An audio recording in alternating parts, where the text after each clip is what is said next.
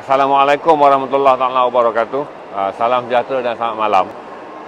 Saya ucapkan ribuan terima kasih kepada anda semua yang memeriahkan stream petang semalam. Saya harap capai 6,000 lebih view untuk sesi petang semalam, dan semalam dengan John Bear dah capai 10,000 lebih view. Saya percaya kata angka akan meningkat. KPI kita untuk 4 hari ini hanyalah 60,000 view je. Berarti kita kutip 15,000 view setiap hari. 5,000 pada sesi petang dan 10,000 pada sesi malam. 60,000 untuk 4 hari, saya fikir bagi perbukuan streaming, saya fikir dah boleh membuktikan kepada mereka yang nak mencari penanda aras tentang apa yang disebut sebagai streaming perbukuan digital. Saya ingat dah cukup meyakinkan pasaran bahawa anda boleh mendapat akses dengan 60,000 tontonan ataupun sekurang-kurangnya 15 ke 20,000 per individu per account yang mengikuti stream. Dan itu tak termasuk semalam kita mencapai 600 akaun dan 3,000 lebih, dan saya rasa 4,000 lebih dan 5,000 hari ini dalam YouTube. Berarti kalau saya gunakan kerangka YouTube yang hanya muncul pada stream malam, ada kemungkinan kita boleh mencapai 80,000 hingga habis sesi ni, dan saya harap dalam tempoh 14 hari kita boleh mencapai 100,000 tontonan. Angka-angka yang tuan-tuan sumbangkan akan meyakinkan mereka yang membuat kajian digital mengenai keupayaan memasarkan buku fizikal dengan menggunakan platform streaming. Kerana streaming berbeza daripada aplikasi. Bagi pembangun dan juga pengedar buku yang menggunakan modal rendah macam saya, berarti streaming adalah yang paling murah bagi perbukuan, kerana saya hanya memerlukan sekitar RM1,500 untuk memulakan perniagaan streaming. Dan saya percaya apabila jalur lebar 5G berkembang dengan pesat, saya mungkin berbelanja sekitar RM1.20 ke RM1.80 sehari bagi menanggung kos operasi penstreaman 5G. Tuan-tuan dan puan-puan, hari ini meriah, tapi saya tak boleh nak bergerak sebab kita ada bouncing effect. Kita try lah minimize saja. Ilham akan tunjukkan betapa meriahnya keadaan, tapi saya akan bergerak pelan-pelan sebab kita ada bouncing problem kerana banyak handphone dan juga banyak selular yang bergerak dalam ni. Jadi dia akan kacau bouncing bila saya bergerak. Tapi kita cubalah, saya tunjuk pada saudara. Ini suasana dia.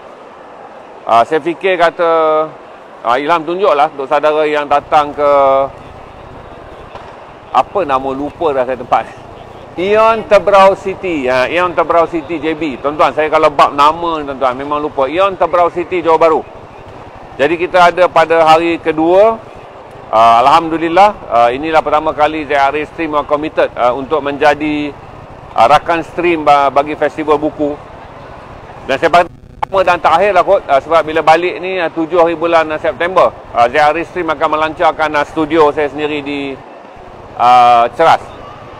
Tuan-tuan dan perempuan, kita ada berapa orang, Ilham? Itu angka yang kita boleh dapatlah petang. Pertama, bagi mereka yang berminat dengan perkembangan ekonomi, saya boleh beritahu kepada saudara bahawa ada beberapa renjatan atau beberapa garis yang tidak dijangka telah berlaku dalam persaran ekonomi dunia, terutama apabila Bank of China mengumumkan untuk pertama kali mereka keluar daripada garis konservatif, iaitu menaikkan kadar bunga semalaman sebanyak 0.25 meter. Berarti dunia sedang menuju perlumbaan OPR.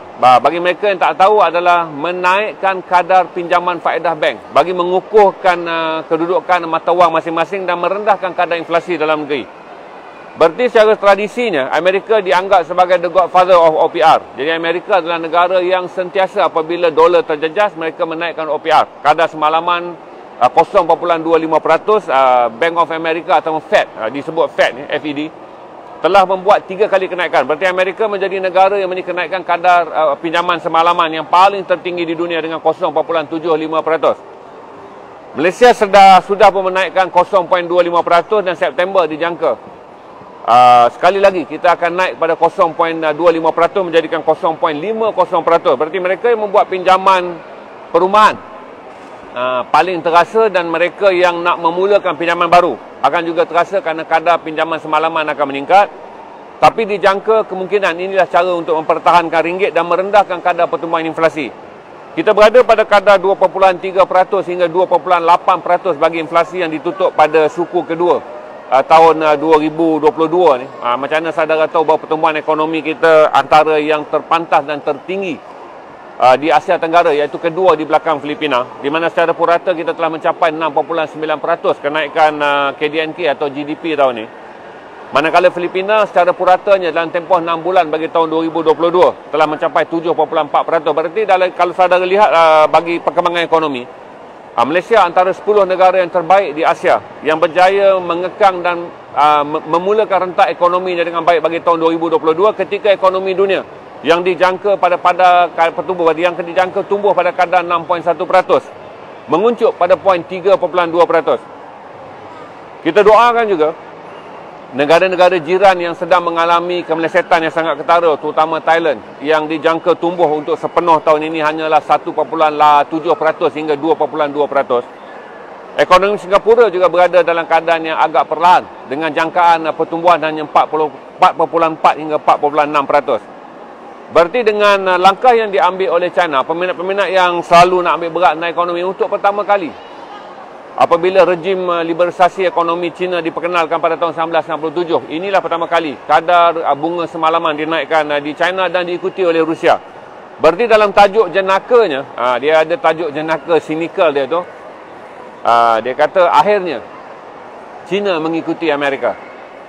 Berarti perlumbaan OPR kini tidak akan lagi menjadi merit pada mana-mana negara apabila semua negara-negara di dunia dan bank-bank yang mengawal ekonomi negara-negara dunia akan mula menaikkan OPR. Jadi permainannya akan saling menekan satu sama lain. Berarti kalau dulu untuk mengimbangi kadar inflasi ataupun apa yang dipanggil sebagai julat keremahan mata wang berbanding dolar Amerika yang dianggap sebagai kayu pengukur indeks mata wang dunia, OPR dimainkan oleh negara-negara yang konservatifnya, mereka suka OPR. Tapi bagi negara-negara yang konservatifnya seperti China, inilah tahun pertama bagi mengekang inflasi dan juga pertumbuhan ekonomi China yang sangat perlahan, di mana China berada pada parah 5%. Dan saya fikir kata kita akan melihat suku ketiga tahun ini yang akan berakhir pada hujung September dengan banyak lebih pembangan yang saudara kena peka. Berarti kalau saudara orang yang tak pernah membaca berita ekonomi, saudara anggap ekonomi hanyalah pergi pasar pagi je, semak harga roti, cek baju, saudara hanya anggap ekonomi adalah harga susu dan harga gula, harga minyak masak dan juga harga daging di pasar. Saya fikir saudara kena memulakan satu lagi pengetahuan asas yang baru, iaitu meningkatkan kebolehupayaan saudara memahami rentak ekonomi supaya saudara boleh mandiri. Dengan memahami persekitaran ekonomi, saudara boleh mengatur hidup saudara dengan lebih sempurna. Jadi saya update ringkas, nanti kita balik KL, kita akan stream penuh untuk melihat apa yang akan datang pada suku ketiga dan apa yang boleh kita bayangkan pada Oktober, November, Disember. Yang saya bayangkan kata Oktober, November, Disember, ekonomi Malaysia akan memacu dengan lebih baik kerana kita telah berada pada landas yang jauh lebih baik daripada rakan-rakan serantau. Dan kita mengharapkan Singapura juga berjaya mengekang, Singapura juga berjaya mengembangkan indeks pelancongannya, kerana negeri seperti Johor dan Malaysia secara amnya mendapat banyak limpahan kemakmuran pelancongan daripada kedudukan Singapura yang dipanggil sebagai limpahan, di mana orang turun ke Singapura dan 30% ke 40% Singapura, pelancong yang turun ke Singapura akhirnya datang dan berbelanja di Johor ataupun menjadikan pakej ke Semenanjung Malaysia ni sebagai sebahagian daripada cara mereka menikmati percutian di Singapura.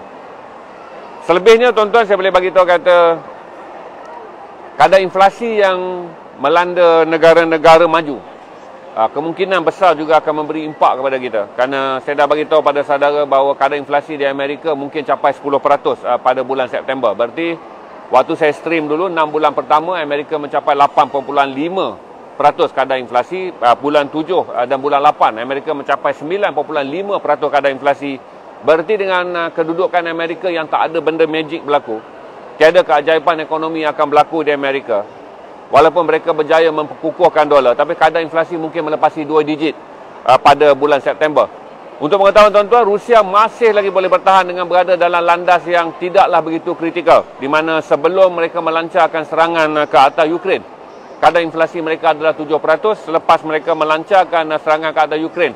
Ekonomi yang ditutup dan kajian inflasi yang dibuat pada hujung Ogos adalah 20%. Berarti saya fikir dengan banyak perkara, ramai orang mengatakan bahawa krisis minyak di Eropah dan juga bekalan gas akan berakhir dengan penyertaan Norway. Tapi saya bagi tuan-tuan lah, piping gas dan juga rundingan gas tak boleh dibuat dalam sehari. Berarti kedudukan mandatori Rusia sebagai pembekal utama gas dan juga pembekal utama minyak kepada pasaran Eropah, terutama menjelang musim sejuk di mana kadar penggunaan gas akan meningkat.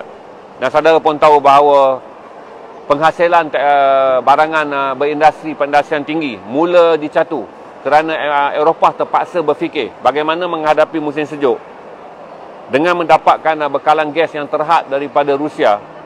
Pertama, bagi kegunaan mereka yang berada di rumah untuk mendapatkan peningkatan haba kerana musim sejuk akan masuk pada sekitar bulan hujung Oktober dan November.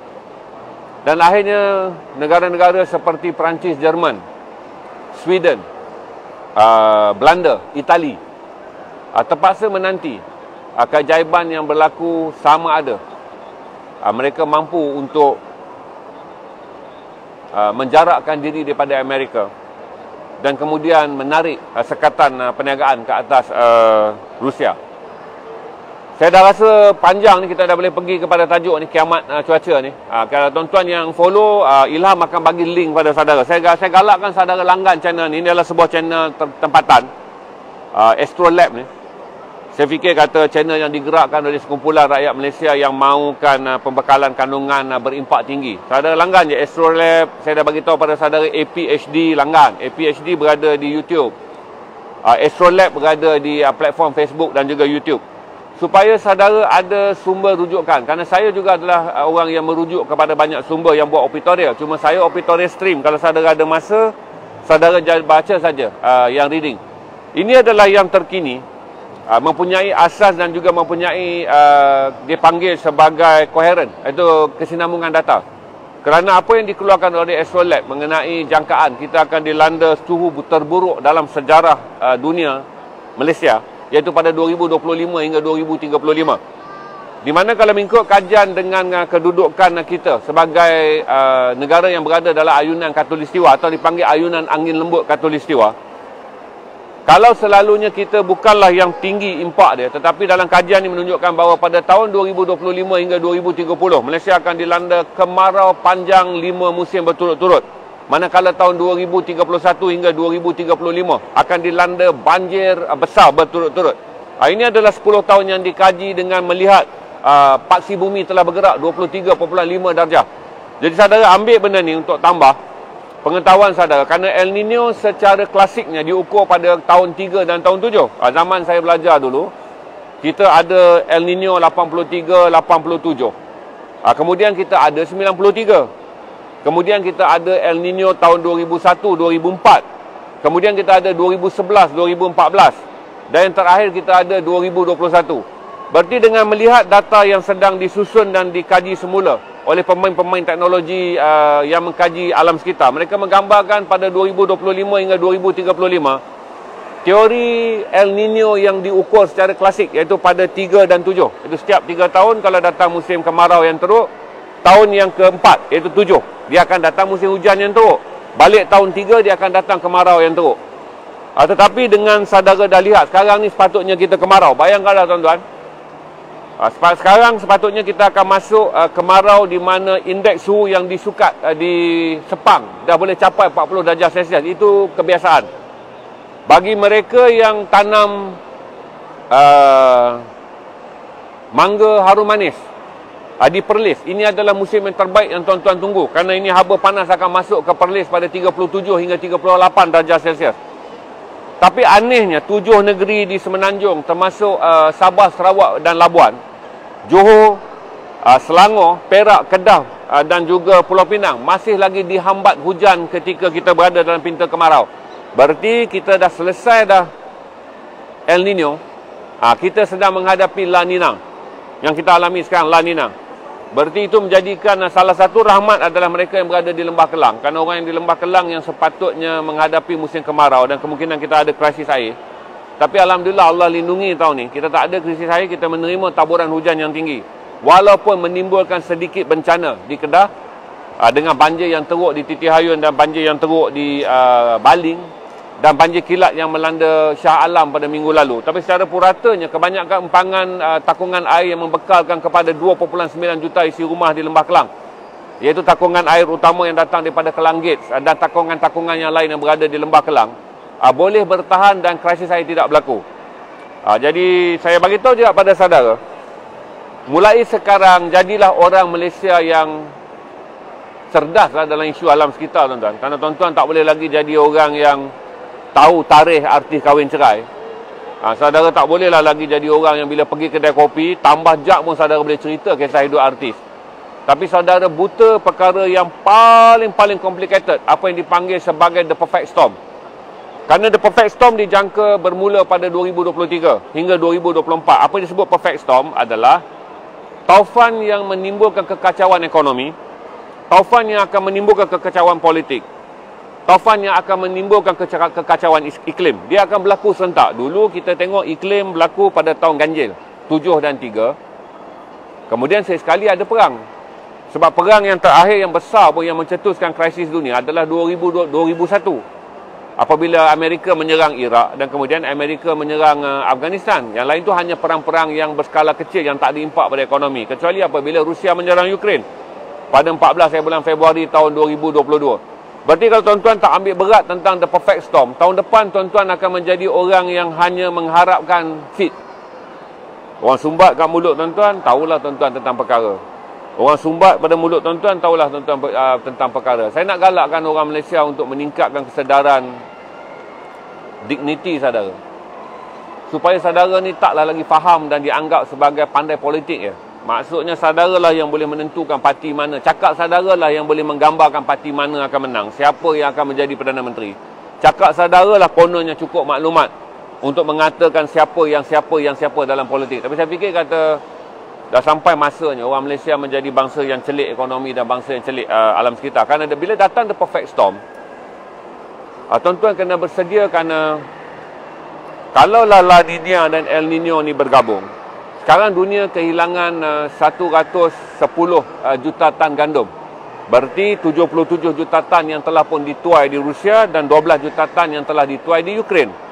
Manakala Rusia memberi gambaran mereka mempunyai 20 juta tan gandum yang belum dituai, manakala Ukraine memberitahu mereka ada 10 juta tan gandum yang belum dituai. Berarti pada hujung bulan Disember dunia akan ada 110 juta tan gandum yang dituai. 110 juta tan gandum yang dituai cukup untuk memberi makan kepada 3 bilion penduduk dunia ataupun 45% penduduk dunia. Dan saudara bayangkanlah, kerana perang di Ukraine dan di Rusia, 110 juta tan gandum yang kini tersekat di Rusia dan tersekat di pelabuhan Odessa di Ukraine menyebabkan akses makanan yang sebelum ni hanya 1.6 bilion. Sebelum ni 1.6 bilion saja yang terjejas. Tapi angkanya akan meningkat kepada 4 bilion orang pada penghujung tahun ini ataupun pada suku pertama tahun 2023. Dan keadaan ini akan diburukkan lagi apabila negara yang tak boleh keluarkan gandum kerana perang akan diburukkan lagi oleh negara-negara peluang gandum utama dunia yang akan mengalami cuaca buruk.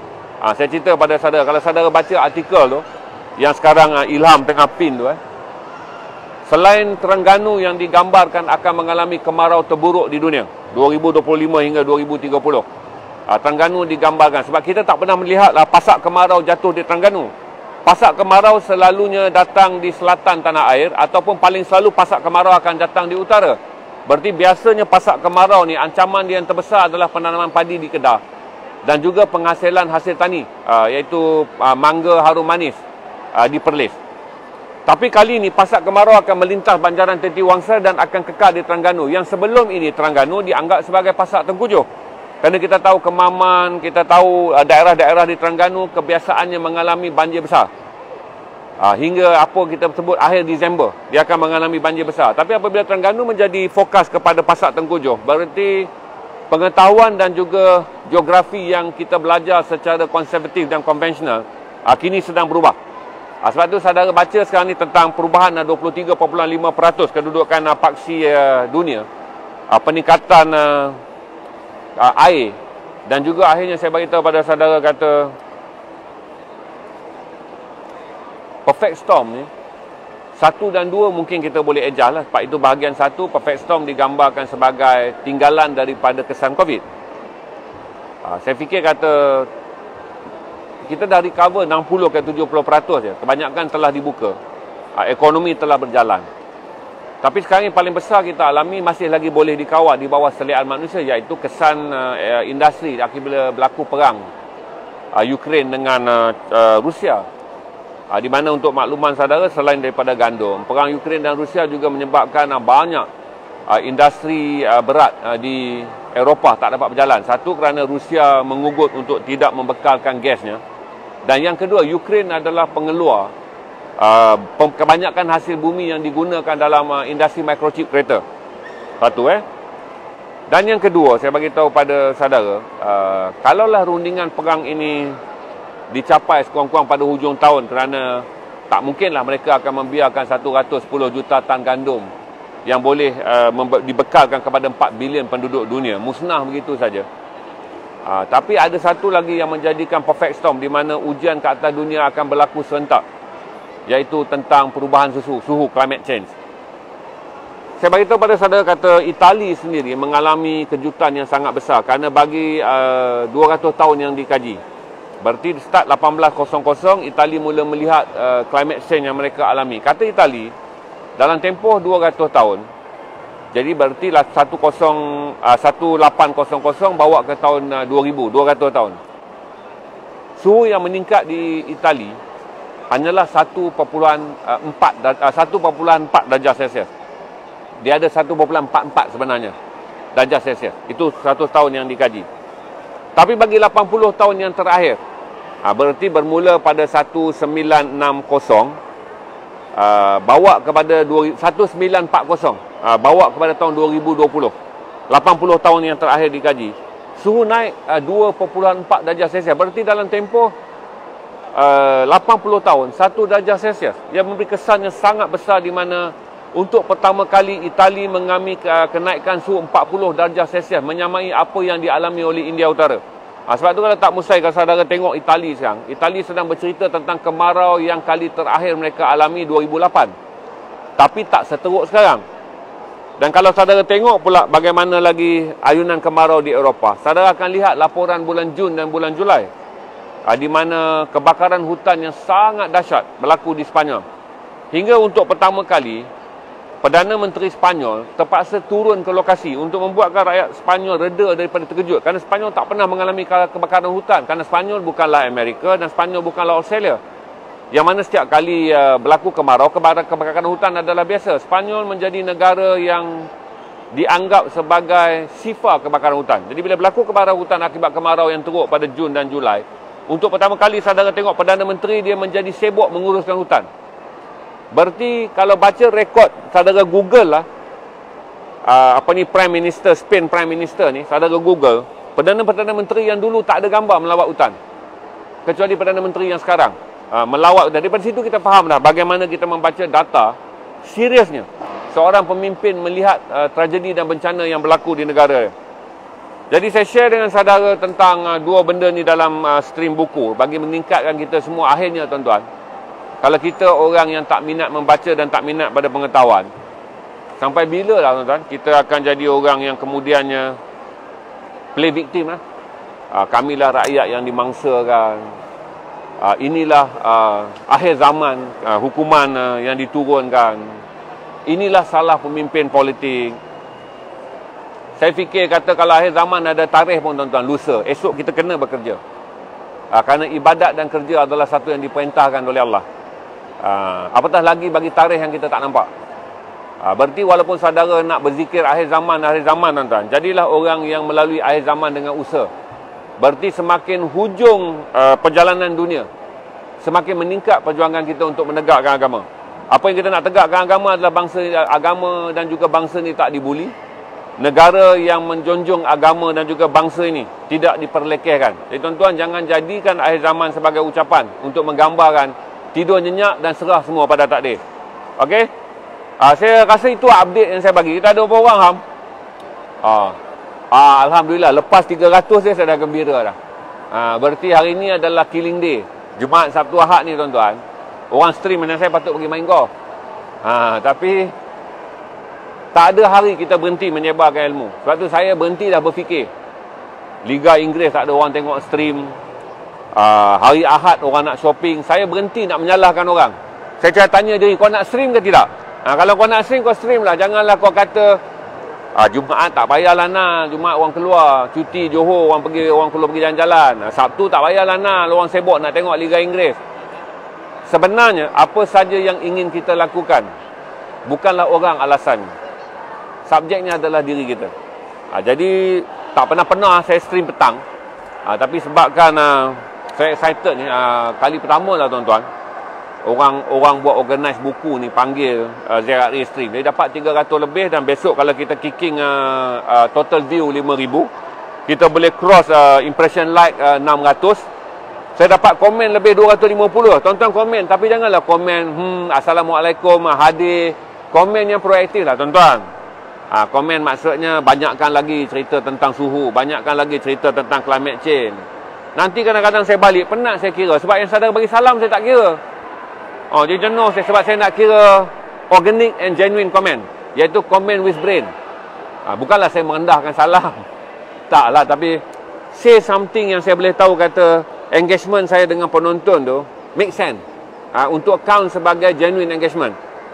Kalau 01527 hadir, dolar kau dah makan ke belum, cantik baju, kasut saya brand apa, saya tak kira lah count tu. Saya count hanyalah komen yang saya rasa make sense, tanda berlaku engagement antara saya dan anda. Jadi komenlah benda yang menggambarkan saudara faham, saudara nak lagi dia punya tambahan, saudara komen. Sebab saya hanya kira genuine komen bila saya preview. Ada orang nak tanya, saya bagi tuan-tuan, tahu tuan-tuan saya stream dengan tuan-tuan tak mudah. Saya dapat number sikit saya tak kisah. Tapi komitmen saya membaca 60 rencana sehari takkan saya ubah. Saya membaca 60 artikel, sama ada petikan berita, analisis ataupun data. Saya baca 60 sehari, sama ada saya stream dengan saudara ke saya tak stream dengan saudara, saya akan menganggap diri saya well equipped with information. Saya beritahu pada saudara yang sekarang banyak saya baca adalah dengan melihat perkembangan Bank of China, dan juga dia panggil BOC tu, Bank of China, ataupun melihat Central Bank of Russia, dipanggil COR.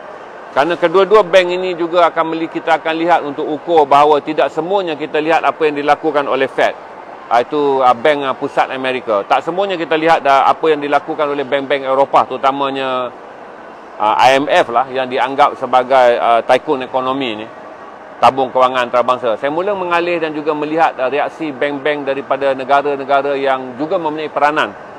Kerana untuk pengetahuan saudara, GDP kita yang berkembang 8.9%, tinggi pada suku kedua, iaitu April, Mei dan Jun. Jauh lebih baik daripada Januari, Februari dan Mac yang kita hanya capai 5.0. Hingga sekarang, kalau saudara tengok semua data yang dikeluarkan oleh penganalisis ekonomi tempatan, tak ada siapa nak ramal berapa kita akan pergi pada suku ketiga. Suku ketiga selalunya dianggap sebagai suku yang paling lembab. Saya punya jangkaan kita akan capai 6%. Jangkaan konservatif kita akan berada 5%. Berarti kalaulah saya punya jangkaan 6%, sebagai orang meniaga, saya akan berbelanja mendapatkan barang murah banyak. Berarti sekarang ni kalaulah saudara tengok saya timbalkan stok pakaian daripada Thailand dan stok pakaian daripada Indonesia, saya beli dengan banyak kerana saya fikir pencapaian ringgit berbanding dengan baht Thailand dan ringgit dengan kedudukan rupiah Indonesia. Ringgit sedang melalui musim yang paling kuat. Ini ringgit yang paling kuat sebab deal kita dengan mereka tak guna dolar US, di mana dia guna tukaran ringgit kepada baht setiap kali saya nak masukkan pakaian terpakai daripada Thailand. Berarti ini musim terkuat. Kalau saya tangguh lagi, kemungkinan baht akan kembali kuat. Berarti ringgit akan melalui proses kekuatannya hingga menujah pada hujung September. Berarti oleh kerana urusan pembelian pakaian saya banyak dengan baht Thailand, saya mulakan langkah kumpulkan stok. Berarti walaupun stok tersebut kemungkinan hanya akan dijual pada suku keempat, tapi tak rugi saya beli sekarang kerana kekuatan ringgit tak mungkin sustain kalau Thailand juga menaikkan OPR mereka, kerana Thailand dalam proses untuk mengukuhkan semula baht mereka, kerana mereka menjadi negara yang paling rendah capaian ekonomi di kalangan negara ASEAN. iaitu 1.7 hingga 2.2%. Satu yang saya nak ingatkan kepada saudara, setiap kali saya stream dengan saudara, saya pastikan saya infokan kepada saudara benda yang detail. Berarti saya kena tengok pergerakan bank daripada Thailand juga. Selain daripada saya berniaga, saya nak share dengan tuan-tuan. Dan begitu juga kita akan melihat Singapura. Kerana tak mungkinlah Singapura tidak akan melakukan sesuatu yang outstanding. Kerana mereka menjangkakan pertumbuhan mereka 4.4 hingga 4.6. Singapura tentulah mahukan sebuah tindakan ekonomi sihat mencapai 5%. Jadi apa yang akan Singapura lakukan? Bagi 5 ataupun 4 bulan yang terakhir ini penting untuk kita tahu. Kerana untuk pengetahuan saudara, orang macam saya menganggap bahawa Singapura harus melakukan sesuatu. Kerana apa saja nilai ekonomi yang dicapai oleh Singapura, kemakmurannya akan dinikmati oleh Malaysia, termasuk terutama Johor, yang akan mendapat lebih banyak limpahan ekonomi sekiranya peranan Singapura sebagai interport dan juga sebagai zon landas. Saya panggil zon landas adalah kerana 30 hingga 40% mereka yang datang ke Singapura melalui lapangan terbang secanggih menggunakan tambak Johor untuk masuk ke Johor dan mungkin sampai ke Kuala Lumpur dan mungkin sampai ke mana-mana. Tapi data menunjukkan mereka cop pasport dan cross tambak Johor. Jadi kalau kita nak faham, kalaulah besok lah tuan-tuan saya nak melakukan perniagaan di Johor, saya tak boleh masuk ke dalam Johor dan compete dalam kek orang Johor. Saya kena masuk ke Johor, compete untuk mendapatkan kek daripada orang Singapura, termasuk pelancong yang datang daripada Singapura. Begitulah kita baca data perniagaan. Tuan-tuan dan puan-puan, baca 60 artikel sehari taklah mudah. Tambah sekarang pula tuan-tuan minta saya up status pagi. Pagi saya kena naikkan artikel untuk tuan-tuan. Berarti saya datang Johor ni sebab jauh. Kena layan lah orang mengopi malam. Tapi kita ada limit lah, 1-1.30 kita kena habis. Sebab saya kena balik rumah dan membaca. Dan saya terpaksa membaca sampai pukul 4 pagi. 4 pagi tu kalau 1 jam setengah, saya boleh run through 15 artikel je. Sebab tu siang tadi, pagi saya dah ambil 9 je saya dapat. Sebelum datang sini saya dapat 11. Berarti saya terhutang 49 lagi rencana yang saya kena kejar. Dah tentu tak sempat baca sebab malam ni dengan John Bear. Saya akan balik dan saya terpaksa habiskan. Besok saya tetap kena naikkan artikel kerana saya dah ada keyakinan kata begini tuan-tuan. Saya nak jual buku ni tebal. Dan tuan-tuan tak beli bukan kerana tuan-tuan kedekut. Kerana tuan-tuan sendiri pun tak yakin tuan-tuan boleh baca tak buku-buku tebal. Maka saya anggap saya posting rencana 200 ke 300 perkataan adalah untuk menanam minat saudara membaca. Bererti sebelum saudara datang gym, saya buat dah saya anggap small track lah untuk saudara baca. Sekarang saya dah tahu dah. Saya dah ada lebih kurang 220 pembaca dekat situ. Saya tak kira like sebab saya tengok yang komen saya tahu siapa baca. Berarti rencana yang saya posting setiap hari yang saya anggap semi article, dia taklah like semi article because dia compress international issue. Dia compress travelog dan juga factual. Jadi saya rasa saya dah dapat 220 pembaca. Kalau saya terus bagi saudara gym untuk membaca, sekarang saya akan mula naikkan jumlah panjang artikel. Berarti saya akan naikkan ke 350. Daripada 200 ke 250 perkataan, mulai minggu depan ataupun mulai September, saya akan naik panjang rencana menjadi 350. Supaya saudara mula boleh membaca rencana yang panjang. Untuk melatih saudara, sekurang-kurangnya, ramai yang dalam tu dah tulis kan. Saya tak pernah membaca bang, tapi rencana ni saya ikut. Saya dapat sehari 10 orang pun dah okey. Sebab membina bangsa membaca tuan-tuan, dia bukan dengan yalah kalau buku ni boleh rendam tuan-tuan boleh minum air, tak ada masalah. Boleh je saya rendam, post sampai dekat rumah, saudara perah je lemon tu, minum. Jadi saudara dapatlah ilmu tu. Tapi ilmu tak boleh, tak ada. Tak ada karamah lagi yang orang boleh buat gitu. Orang menadah kitab dengan tok guru yang hebat pun, tok guru tu baca kitab, anak murid dia tetaplah kena menadah dengan dia. Khatam 3 kali, 4 kali, 5 kali, 6 kali. Saya, kawan-kawan saya yang pergi khatam dengan Syekh Arwah Allah Yarham Syekh Fahmi Zamzam tu, nak khatam kisah kitab kuning dia tu di Masjid Bangsa tu. Sampai daripada Syekh tak kenal sampai Syekh kenal. Daripada Syekh tegur sampai Syekh urap kepala. Tetap tiap-tiap tahun dia kena pergi khatam kitab yang sama. Dia tak boleh nak faham kecuali belajar sedikit-sedikit. Jadi saya beritahu saudara, bacalah posting-posting tu untuk dapatkan small marathon sebelum saudara masuk Gymnasium. Kerana saya menganggap buku adalah Gymnasium minda. Di mana kalau saudara nak ada mindset saudara yang kuat, saudara nak ada mindset saudara yang saya panggil kata macam ni lah, macam dia ada dua kalau kata Ustaz Ashraf Suarin, berkatalah sesuatu yang baik. Kita kata baik ni senang lah, tapi berkatalah juga benda yang memberi manfaat. Baik tu biarlah dia ada manfaat. Kalau kata-kata baik ni bagus, bagi salam, ucap kasih sayang, doakan orang. Apabila jumpa orang di jalanan, berikanlah mereka kata-kata yang baik. Tapi untuk sampai satu lagi tingkat kata-kata baik yang bermanfaat, tuan-tuan kena ada banyak pengetahuan. Supaya apabila saudara isi waktu berjumpa, kita boleh buang gosip. Jadi saudara tak sempat bercakap tentang jiran sebelah, saudara tak sempat bercakap. Maksudnya macam ni lah, saudara bukan makcik bawang, saudara dah masuk makcik buku. Kerana apabila saudara datang, saudara bagi tahu, ini adalah buku yang saya baca, ini adalah buku yang saya baca. Sebab tu saya start dengan page yang kecil. Cuma untuk dapatkan waktu tu, saya kata tuan-tuan mungkin tak boleh dapat, because tuan-tuan tonton saya stream kan, saya pun tak seksa tuan-tuan nak baca 60 rencana. Berarti bila balik je, saya anggap pukul 12 lah. Kalau di rumah isi saya akan bancuh teh, kalau di travel ni Ilham akan bancuh teh. Saya akan baca. First strike adalah dengan melihat 5 rencana utama berdasarkan 10 yang Google hantar pada saya. Kerana saya dah jadi Google friendly, saya dah guna Google secara aktif lebih kurang 17 tahun. Hinggalah Google menjadi PA saya yang tidak berbayar gaji dia. Berarti saya buka saja sekarang, kalau phone saya buka, Google dah hantar dah 10 top news yang dia kaji sebagai saya ada kecenderungan. Saya buka mesti je. Kalau hari ni saya tak tahu apa phone dia, kalau saya buka, saya rasa kalau dia tak update dekat saya ekonomi Indonesia, kerana saya baca banyak CNBC ekonomi Indonesia, dia mesti datang daripada keadaan kedudukan kewangan di China. Ataupun dia hantar pada saya keadaan kegentingan perang di Taiwan, apa Indonesia baru di Taiwan.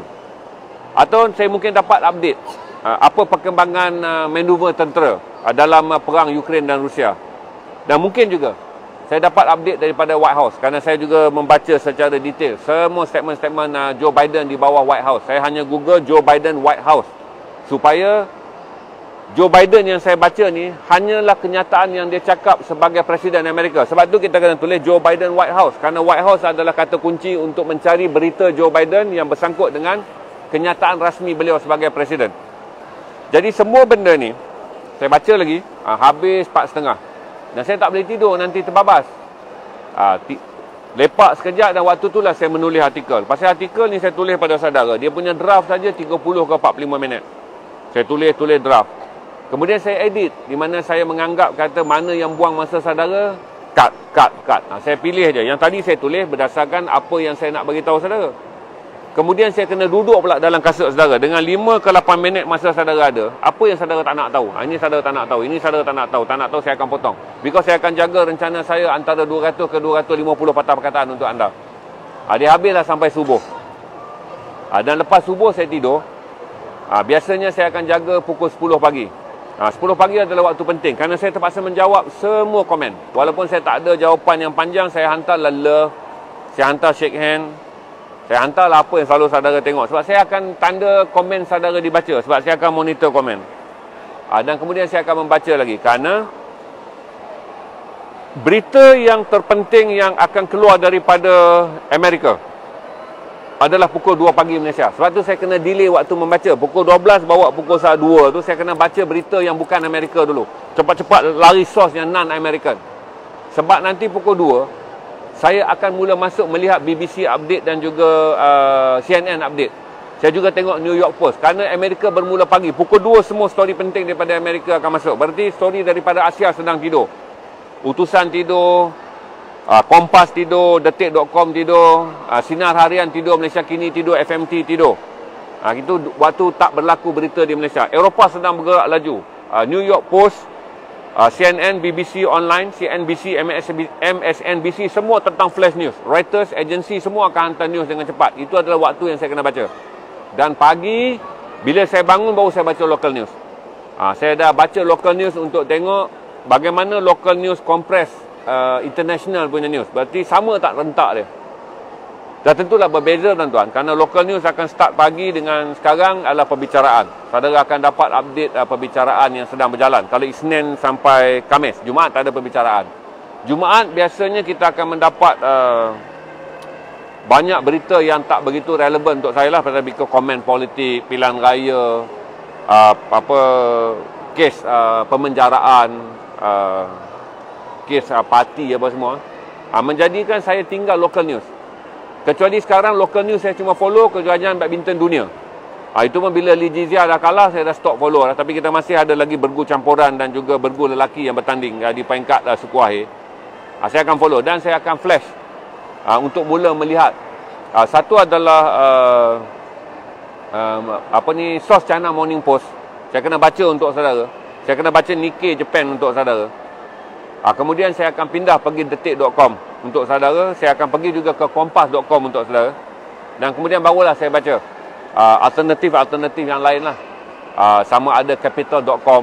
Capital.com ni, capitalist.com saya suka baca lah, kerana dia adalah news yang anti kapital. Dia dipanggil sebagai alternative news, ataupun saya panggil sebagai independent news.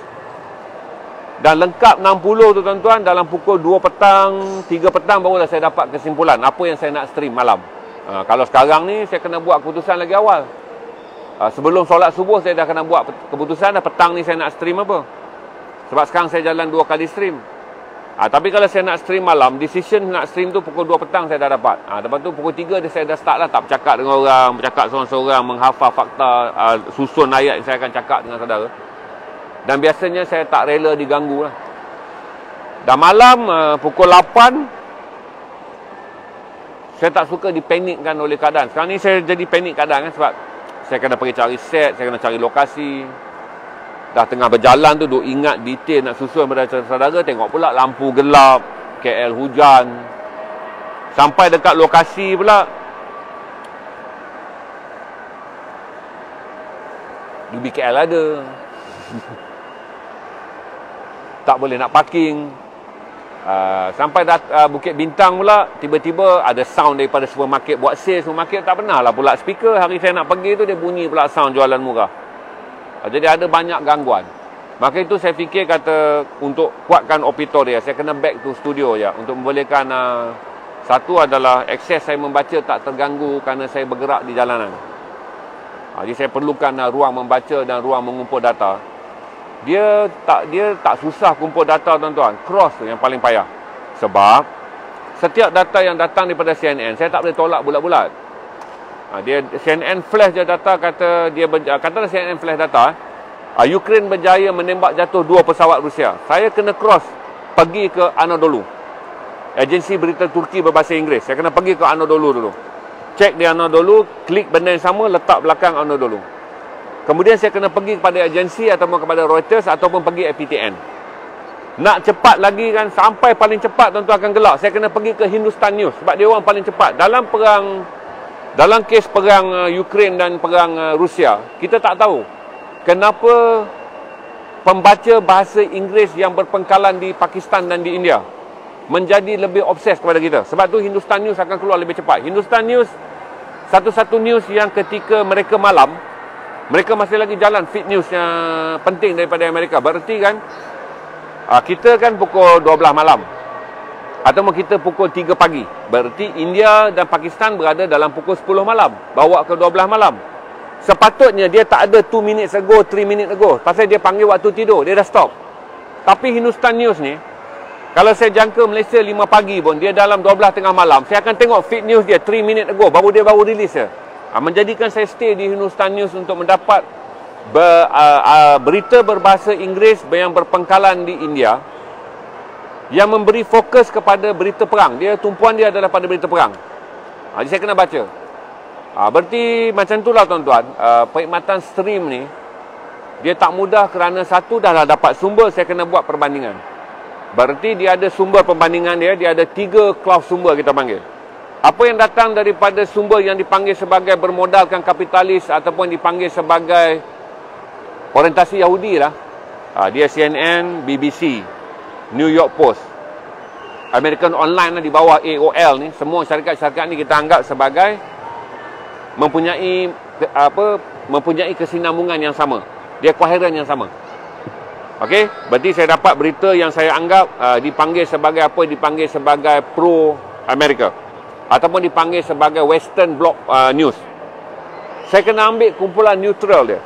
Neutral dia, satu berita tu saya kena sahkan ono dulu carry tak? Sebab ono dulu adalah satu berita yang tangan dia tak diikat oleh pelabur yang sama. Dia adalah English orientation, Turkish base. Saya kena baca ono dulu. Kenapa saya baca Anadolu dulu? Kerana Anadolu sekarang berada dalam keadaan lebih mandiri dalam kes perang Rusia dengan Ukraine. Kerana agensi dan Reuters terpaksa memindahkan sokongan. Agensi dan Reuters ni dulu berada dalam keadaan yang bebas. Tapi oleh kerana Perancis juga terimpak dengan perang, maka ada setengah daripada laporan dia mula cenderung untuk menyokong blok ekonomi dia. Berarti Anadolu yang menjadi pilihan. Oleh kerana dah tak banyak, dan saya nak kena tunggu siang kalau saya nak ambil daripada Nikkei dan daripada South China Morning Post. Itu yang saya terjun ke Hindustan News. Sebab Hindustan News masih lagi beroperasi 24 jam dengan fresh news. Jadi saya syak. Kata Hindustan News juga agensi yang dibaca oleh pembaca yang kerana orang India dan orang Pakistan berada di seluruh dunia. Berarti Hindustan News mempunyai pembaca di seluruh dunia. Kerana diaspora masyarakat Asia Selatan ni besar. Saya tak tahu perniagaan dia sebab advertising dia tak banyak. Dan saya baca dia punya background pun dia bukanlah so-called big mainstream. Dia bukan syarikat media yang besar kerana dia taklah seperti DOS TV, NDTV. NDTV pun saya baca itu India yang company-company yang dikuasai oleh ahli politik dan juga tycoon perniagaan India yang besar. Itu yang saya share. Macam hari ini saya belanja saudara kerana di Malaysia Astrolab telah menyediakan compression report. Itu antara yang bagus. Saudara baca terus save. Kerana apa yang Ilham sedang pin tu tak akan dibuat oleh orang kecuali orang tu mempunyai kesedaran yang tinggi untuk menyumbangkan maklumat berkualiti tinggi untuk rakyat Malaysia. Tuan-tuan ambil, simpan link tu. Jangan baca, simpan terus. Kerana dia rujukan yang dipanggil sebagai reference all the years. Saudara boleh baca sepanjang masa kerana itu adalah reference yang mereka telah membuat koheren, laporan yang dipanggil apa? Komparatif bukan, perbandingan. Koheren dipanggil laporan berkesinambungan. Dia compare dalam semua maklumat sekata, dia letakkan. Dan semua agensi yang lapor tu yang diambil oleh Astrolab adalah agensi bertauliah. Ini bukan dia duduk termenung, dia buka besen, dia letak bunga 7 kuntung, dia potong limau, lepas tu keluar berita, tak. Dia merujuk kepada semua maklumat yang dia dah cantum dari pakar-pakar domestik dan juga pakar-pakar antarabangsa. Bagaimana dia meramalkan Malaysia akan melalui tahun terburuk 2025-2035 dengan 5 tahun kemarau yang teruk di pantai timur dan 5 tahun banjir besar yang akan melanda Malaysia 2030-2035. Saudara tengok benda tu, saudara jangan anggap ramalan. Kerana sos kajian yang disediakan oleh Astrolab adalah kajian yang dipanggil komprehensif ataupun kajian koheren, menyeluruh. Jadi ambil, simpan, letak je. Supaya next time, anytime saudara boleh cek. Sebab itu laporan terlengkap yang saya fikir yang pernah dicantumkan di Malaysia bagi analisis ekonomi 10 tahun akan datang. Saya ada video dia juga. Tapi pergilah, saudara pergi Astrolab dan nanti saudara boleh baca banyak. Saya ada video dia yang baru untuk orang yang malas baca. Video dia dah ada, dikongsi oleh kawan saya yang memang... Saya ada satu kawan ni, rakan kita juga, nama Farid. Jadi Farid adalah feeder. Dia tahu saya minat ni, saya taklah bersendirian. Jadi Farid dia jumpa je, dia feed saya. Bang, ni pakai untuk abang, ni mungkin abang nak. Banyaklah dia feed untuk saya. Jadi ini antara barang yang dia selalu Astrolab dia yang pantau untuk saya. Sebab saya tak mampu tambah lagi tapak bacaan saya. Kerana tapak bacaan yang ada pun dah banyak, tuan-tuan. Saya terpaksa pastikan 60 yang saya dah ada, 60 berita dan rencana yang dah ada dalam radius saya dibaca setiap hari. Jadi itulah, membaca ni bukanlah saja tentang buku, tuan-tuan, tentang semua perkara. Dan kerana saya stream, saya lagilah rasa bertanggungjawab supaya apa saja yang penting untuk tuan-tuan tak terlepas. Sebab saya panggil itulah nama dia perkhidmatan berita. Walaupun kita servis stream editorial percuma, tapi kita tak anggap percuma dalam bahasa orang selekeh kan. Percuma ni macam aku bagi kau free. Kita guna bahasa Islam yang tinggi. Siapa masuk tabligh, saudara tahulah dalam perkataan tabligh ni, khidmat ni diletakkan sebagai satu kata yang sangat mulia. Jadi saya belajar stream ni dengan editorial adalah dengan mengambil semangat saya belajar daripada tabligh. Satu, fikir. Saya ada fikir untuk menjadikan tuan-tuan menjadi diri saya sendiri, orang yang sayangkan bangsa ni, yang sayangkan agama ni. Maka lakukan sesuatu, saya punya fikir. Maka datang khidmat saya sedang lakukan, iaitu memberi perkhidmatan berita. Soal percuma tu saya tak ambil kira. Sebab saya dah bagi tahu kepada saudara, semua star yang saudara bagi, saudara bagilah anak singa, anak gajah. Saudara apalah, saya tak akan ambil. Itu semuanya akan diambil oleh orang yang tolong adminkan page saya. Sebab saya tak admin page ni. Bagi siapa yang kena, yang bukan ya. Bagi siapa yang nak tahu, admin page ni base di Melaka. Dia yang tolong set upkan, dia yang tolongkan saya. Saya yang saya tahu, tekan switch, Ilham tekan switch, saya bercakap. Lebih pada tu, son, apa jadi ni, son, kenapa abang tak nampak kita punya follower, son, kenapa abang tak nampak benda ni, dia selesaikan semua. Son, tolong tengok insight kejap. Dia baca, dia report kat saya. Jadi itu tuan-tuan, saya share dengan tuan-tuan 55 minit. Kita ada berapa ratus orang, Ham? 360 lebih, Alhamdulillah, pada hari Jumaat. Tuan-tuan berminat untuk tahu. Ada soalan tak, Ham? Tak minum air sekejap, tuan-tuan. Tempat ni menarik, tuan-tuan. Tapi lelaki handsome tak banyak. Biasanya lelaki handsome memanglah. Dia jadi handsome sebab dia malas membaca. Wanita cantik pun tak banyak sebab tak jual alat solid kat sini. Jadi yang ada adalah wajah-wajah cerdik dan wajah-wajah bistari je. Yang kacak dan yang lawa tak ada, tapi jelas kebijaksanaan pada wajahnya. Kebiasaannya ni mata yang bertenaga, very analytic eyes. Itu kerana mereka adalah orang yang biasa fokus kepada reading. Mereka mempunyai kening yang tanda mereka selalu berada dalam frasa berfikir benda yang serius. Macam mana nak tingkatkan daya ingatan? Daya ingatan adalah exercise.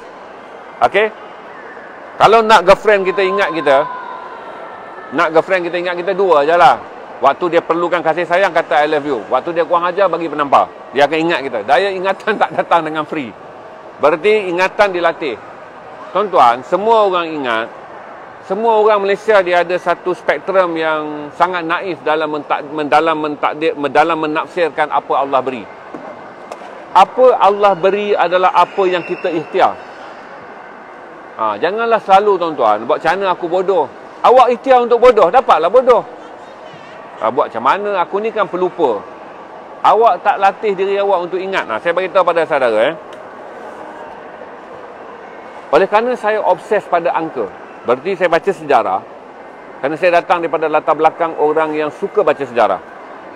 Sejarah hanya akan menjadi kuat apabila ada 3 perkara. Saudara boleh menaratifkan angkanya, iaitu tahun kejadian. Kerana tahun kejadian menunjukkan latar zaman. Bila anda naratifkan kejadian, anda berjaya meletakkan kejadian itu dengan personal. Orang yang menjadi personality, itu karakter dalam kejadian. Sebab tu kita sebut, kalau saya cerita kat saya Salahuddin ni, saya cerita ni lah. Saya mesti ingat angka dia. Angka pertama yang saya kena ingat 1809, iaitu lahirnya Amir bin Abdul Qadir. Kemudian angka kedua saya kena ingat 1830, tahun pertama Perancis menjajah Algeria. Kemudian angka kedua saya kena ingat 1832, syurak pertama yang dijalankan di masjid tempat Amir Abdul Qadir menjadi hafiz Al-Quran. Di mana syurak 1832 lah Amir dilantik untuk mengetahui angkatan perang kerana bapaknya dah tua. Kemudian saya kena ingat 1845. 1832 bawa 1845 Amir berperang. Memimpin angkatan perang daripada kampungnya untuk menghalau tentera. Dan saya akan ingat Napoleon Bonaparte III atau dikenali sebagai Julius Bonaparte III. Okey, Napoleon Bonaparte III. Kemudian saya kena ingat tahun 1847 di mana rundingan damai apabila Amir melihat ramai penduduk yang tidak mampu melawan tentera British, Perancis dibunuh. Maka Amir kata, mereka telah menyerang dan membunuh semua orang dengan alasan orang itu adalah pengikut aku. Maka Amir buat rundingan damai. Bila Amir buat rundingan damai, barulah saya kena ingat tempat. Jadi saya dah ingat 2 tadi kan. Amir Abdul Qadir mesti ingat Napoleon Bonaparte III atau dipanggil sebagai Julius Bonaparte. Kemudian saya kena ingat tempat. Di mana tempat berlaku Algiers, di Algeria. Kemudian saya kena ingat Amir tahun 1847. Saya kena ingat 3 nama. Saya kena ingat satu adalah rundingan penyelesaian perang berlaku tahun 1847. Kemudian saya kena ingat di mana dia pergi ke Alexandria di Mesir kerana dia dibuang negeri. Lepas 1847, saya kena jam ingat angka 1852 di mana Amir telah melanggar perintah tersebut, di mana dia menyusup meninggalkan Alexandria di Mesir kerana Mesir masih dijajah oleh Mesir. Mesir juga berada di bawah jajahan Inggeris. Dia lari daripada jajahan Mesir ni, dia masuk ke Damsyik kerana Damsyik masih lagi berada dalam Empire Islam. Jadi 1852 tahun penting kerana dia keluar daripada bumi kolonial. Berarti dia berperang dengan Perancis, dia buat perjanjian dengan Perancis, Perancis halau dia pergi ke wilayah jajahan Mesir. Daripada Mesir dia susup, dia balik ke Empire Ottoman kerana dia nak hidup dalam di bawah lingkungan Empire Islam. Kerana Ottoman masih lagi menjajah Damsyik pada tahun 1852. Sampai di Damsyik, lepas tu saya kena ingat 1860. Apa berlaku 1860 adalah perang saudara. Di mana perang saudara ni bila saya ingat 1860, saya kena ingat dalam kepala saya Duruzi atau dalam bahasa Inggeris Drus. Dan kedua saya kena ingat Kristian Maronite, iaitu suku Kristian Katolik yang terbesar yang berada di Lebanon. Berlaku peperangan saudara. 1860 saya kena ingat pula angka dia. Bila 1860 berlaku angka dia, apa ada dalam 1860? Angkanya adalah 15,000, iaitu 15,000 orang Kristian yang dikepung di Damsyik dan akan dibunuh oleh orang Duruzi. Pada tahun yang sama je 1860, saya kena ingat storyteller dia. Datang Amir bin Abdul Qadir. Amir Abdul Qadir pada waktu itu apa? Beliau bukan lagi panglima perang. Beliau adalah hafiz Al-Quran, seorang guru, seorang ulama dan seorang pengamal tarekat yang mengembangkan ajaran tarekat di tengah kota Damsyik. Apa yang berlaku pada tahun tu, dia pergi dan berjumpa dengan pemimpin Duruzi dan dia selesaikan perang dengan mengatakan kepada orang Drus, kerana Drus bukan Muslim, Drus berperang dengan orang Kristian Maronite yang juga bukan Muslim. Tapi Amir Abdul Qadir, sebab tu diberi gelaran Amir Abdul Qadir, sang pendamai. Sang pendamai kerana dia memainkan peranan penting dalam perdamaian yang menyelamatkan orang-orang Kristian daripada dibunuh oleh orang Drus. Kemudian dia dipanggil wali Allah. Kerana ulama-ulama sepakat mengatakan kerana dia seorang hafiz Al-Quran dan mempunyai tawaduk yang sangat tinggi, maka dia dianggap oleh wali Allah dan pahlawan kerana 15 tahun dia berperang dengan tentera Perancis. Habis tu tuan-tuan, 1860, saya kena teringat dua nama pula. Apa dia 1860 saya kena ingat adalah Pope Pius ke-9. Kerana Pope Pius ke-9 pada tahun 1860, berita Amir menyelamatkan 15,000 orang Kristian ni sampai kepada Pope Pius di Vatican, di Vatican, di Itali. Maka Pope Pius dia buat satu syarahan pada hari Ahad yang dalam sejarah sampai sekarang tidak ada nama orang Islam disebut dalam syarah hari Ahad Kristian. Kecuali Pope Pius hari itu meminta orang Kristian mendoakan rasa hormat kepada Amir bin Abdul Qadir. Jadi saya kena ingat 1860 Pope Pius 9. Saya kena ingat Vatican, saya kena ingat Mass, gambar orang ramai Kristian. Kemudian dia menyampaikan ucapan. Dan ucapan itulah yang menjadikan satu-satunya orang dalam sejarah Vatican namanya disebut dalam Mass hari Ahad. Mass ni adalah perhimpunan suci orang Kristian pada hari Ahad. Di mana kata Pope Pius, tidak ada orang yang perlu kita lebih hormat pada hari ini melainkan Amir bin Abdul Qadir. Kerana Amir Abdul Qadir menyelamatkan 15,000 orang Kristian. Daripada situ saya kena pergi ke mana? Capitol Hill. Terus saya kena ingat nama Abraham Lincoln. Kerana pada tahun 1860 Abraham Lincoln adalah Presiden Amerika. Selain daripada Pope Pius, Abraham Lincoln juga menerima berita ni. Dan kemudian Capitol Hill bersidang, Senat Amerika bersidang.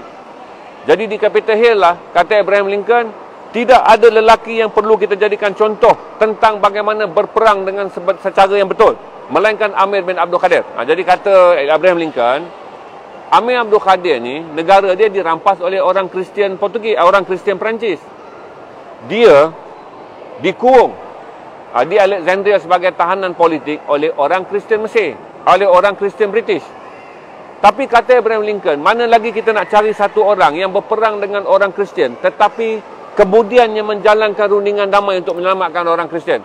Maka itulah kata Abraham Lincoln, tidak ada lelaki yang harus kita contohi melainkan Amir bin Abdul Qadir. Dan itu hari yang sama juga, kalau saudara saya kena ingatlah juga, nama tempat tu adalah Idaho.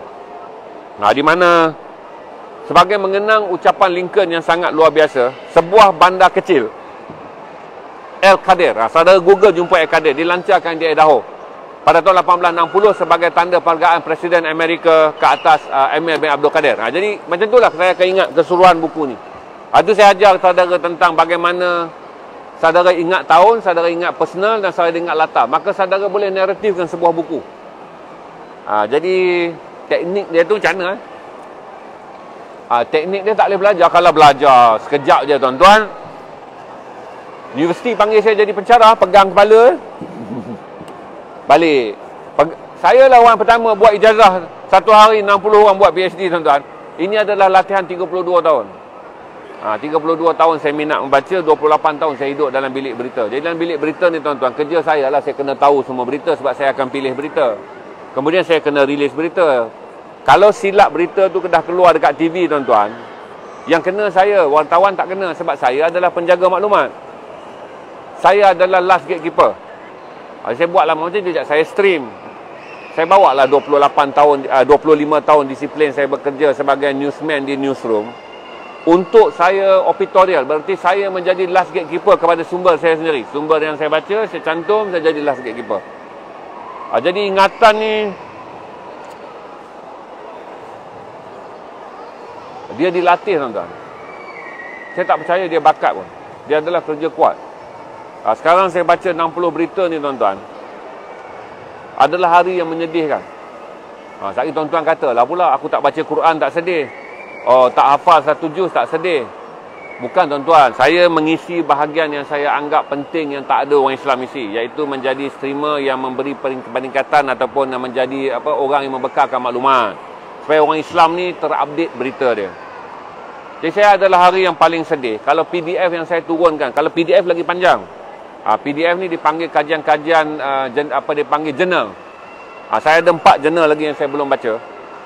Jadi jurnal ni saya download, saya tak boleh baca. Salah satu yang saya akan sedih, bila saya tengok jurnal tu dah seminggu duduk dalam phone saya tak boleh baca. Jurnal ni mengambil masa 4 jam, 5 jam baru habis. Sebab saya terhambat untuk membaca 60 berita sehari. Sebab saya nak stream dengan tuan-tuan, saya stream daily. Jadi jurnal yang tertinggal dekat saya sekarang ni adalah jurnal untuk melihat per kapita perbelanjaan senjata di Eropah. Kerana saya nak faham perang Eropah, saya kena tengok balik.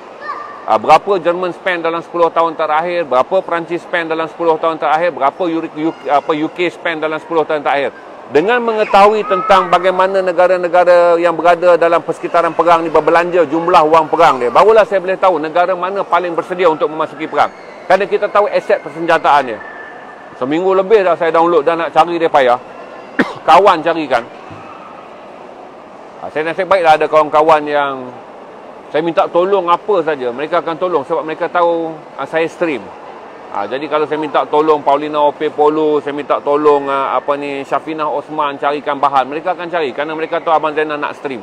Dia jadikan kerja tu keutamaan. Tapi dah masuk saya tak boleh nak baca. Jadi itu saya share dengan saudara dalam 1 jam 5 minit. Kalau ada soalan saya ambil dah satu lagi. Tapi saya ucap terima kasih kerana kita dapat capai 300 350, 300 ke 350, 324 angka yang baik bagi hari Jumaat kerana kita tak pernah stream petang. Saya percaya kata saya kalau konten hari ni saya rasa lebih baik. Tuan-tuan, saya dah preview yang semalam. Nampak saya menjerit tapi tak marah, tuan-tuan. Pasal dia berada dalam environment walaupun mic dekat sini.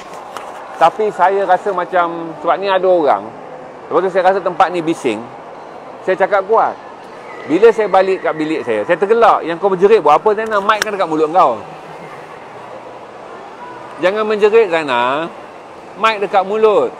Tapi manusia ni, itu dia panggil kan flexibility. Dia selalu berada dalam aroma yang dia ada, ataupun panorama, ataupun dia panggil atmosfera dia. Kerana atmosfera ni bising. Saya upgrade knowledge. Saudara dekat rumah kan heran. Pasal apa dia ni?